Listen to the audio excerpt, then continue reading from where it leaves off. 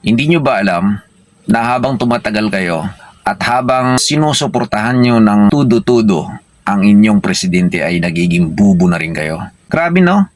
Sobra-sobra na yung ganit sa kapangyarihan ng mga Marcos na ito. Alam nyo ba, nung panahon nila, ang sinisigaw ng mga dilawan tsaka ng mga pinklawan, lalo na itong mga makakaliwa, ay magnanakaw ang mga Marcos. Pero ngayon, tila bagang nagbago ang hiip ng panahon, ang ihip ng hangin. Tingnan mo, dikit na dikit sila kay Marcos at alam nilang harap-harapan na tinatarantado na yung gobyerno, yung pera ng kaban ng bayan, para bagang bulag sila na wala silang nakikita doon sa nangyayari. Pero, alam mo kung sino ang kanilang tinitira ngayon? Si Sara Duterte. Bakit? Kasi nga wala silang panama kay Sara.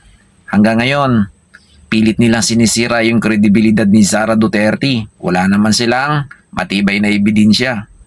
Nagsampa pa ng kaso. Ginamit pa yung mga pare. Sino ba yan si Father Reyes?